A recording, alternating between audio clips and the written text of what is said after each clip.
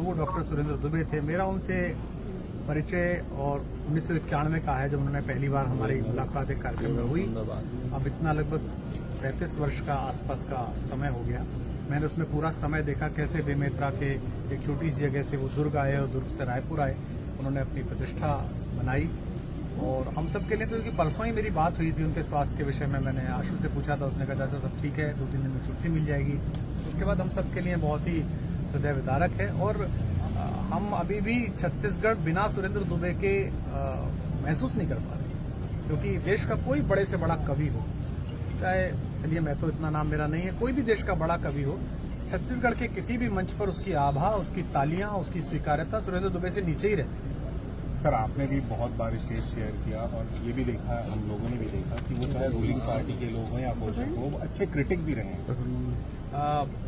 देखिए, कवि तो वैसे भी स्वस्थ आलोचक होता है, और सबसे अच्छी बात है कि जिस दल के प्रति बाद में उनकी राजनीतिक विचारधारा सेवानिवृत्ति के बाद जुड़ी, उस दल के प्रति भी, उस दल के समस्त बड़े लोगों के सामने खड़े होकर वो अपनी बात कहते थे।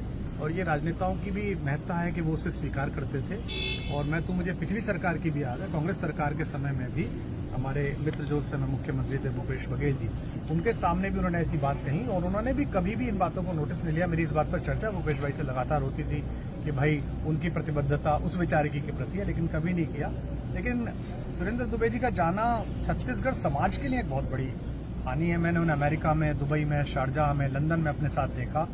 एक छोटे से हॉल में जहां 2000 अप्रवासी भारतीय हैं, उनमें हो सकता है छत्तीसगढ़ के लोग 10-15 हों, लेकिन वो अपना जो आधा पौन घंटा लेते थे, उस आधा पौन घंटे में आधे से अधिक समय छत्तीसगढ़ के बारे में, अपने खान पान के बारे में, अपनी भाषा के बारे में।